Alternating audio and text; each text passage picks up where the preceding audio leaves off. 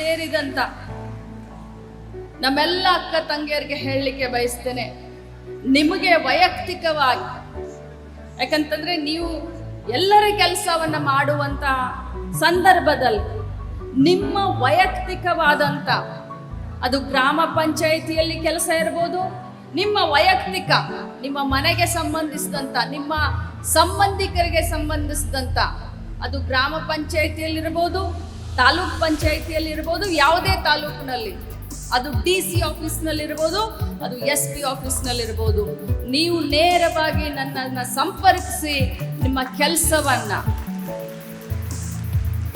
ಮಾಡಿ ಕೊಡ್ತೀನಿ ಅನ್ನುವಂಥ ಮಾತನ್ನ ಕೊಡ್ತೀನಿ. ಯಾಕಂತಂದ್ರೆ ನಿಮ್ಮ ಕಷ್ಟದಲ್ಲಿ ಭಾಗವಹಿಸಬೇಕಾಗಿರೋ ಜವಾಬ್ದಾರಿ ನನ್ನದಾಗಿದೆ.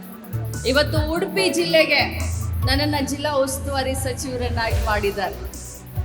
ಅಲ್ಲಿ ಕೂಡ ಬಹಳಷ್ಟು ಬದಲಾವಣೆಯನ್ನ ಜಿಲ್ಲಾ ಆಡಳಿತದ ವತಿಯಿಂದ, ಸ್ಪೆಷಲಿ ನನ್ನ ಇಲಾಖೆಗೆ, ನಮ್ಮ ಇಲಾಖೆ ಅಂತಂದ್ರೆ 10ನೇ ರ್ಯಾಂಕು 11ನೇ ರ್ಯಾಂಕು ಅಂತ ದೂಡೋದಿಲ್ಲ, ಆ ಕತೆ ಹೋಯ್ತು, ಆ ದಿನಗಳು ಹೋದು.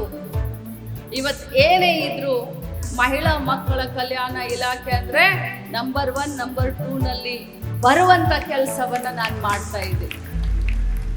ಉಡುಪಿನಲ್ಲೂ ಕೂಡ ಉತ್ತಮವಾದಂತ ನಮ್ಮ ಇಲಾಖೆಯ ಕಾರ್ಯಕ್ರಮಗಳನ್ನ ನಾವು ಪದೇ ಪದೇ ಮಾಡ್ತಾ ಇದ್ದೇವೆ.